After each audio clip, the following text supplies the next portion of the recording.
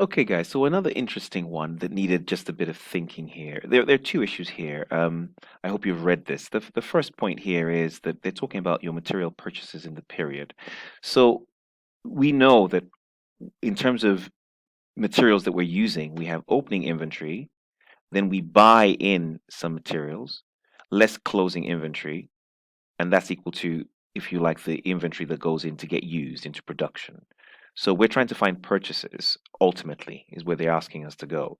But first of all, we need to know how many items we actually used for production, if you like. I think that's sort of the starting point to start off with what actually was done. So let's kind of come back here again. We're given information here that the standard material usage per unit is 3 kilograms. So you're expecting me to use 3 kilograms, and I'm about to make 500 units. So 500 units were produced. You're expecting me to do 3 kilograms times 500 units, which is 1,500 kilograms at and buy this in at £2 per kilogram.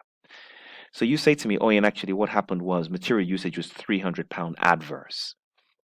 So this is, of course, I've used more than I should have. I don't know. I'm going to find what that is.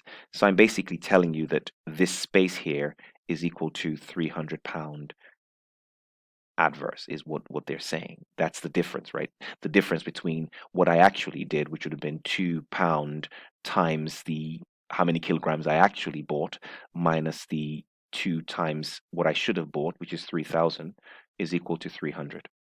So therefore 2x is equal to 3,300, and therefore x is 3300 divided by 2. So I actually bought in 1,650 kilograms. That's the starting point. So here production was 1,650 kilograms. So I have opening inventory of 100. I'm looking for purchases, what I actually bought, and I needed to buy enough to make sure that I could use 1,650, and I have closing inventory of 400. The question is, what did I buy? In effect, is what I'm looking for.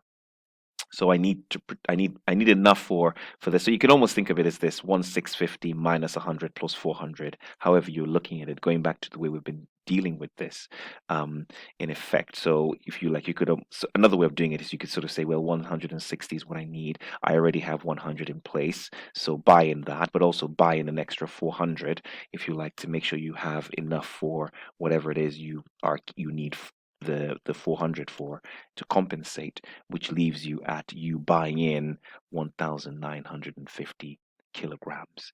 And that's how you kind of deal with this. So the question here, you can see, like I say, is most of the time they're almost giving you additional information that you don't need because they want you to be able to hone in on your understanding. But this comes with a bit of time in understanding variances. So you need to just keep practicing them, especially the regular variances in the previous page, and this starts to come. But we have some time. Good stuff.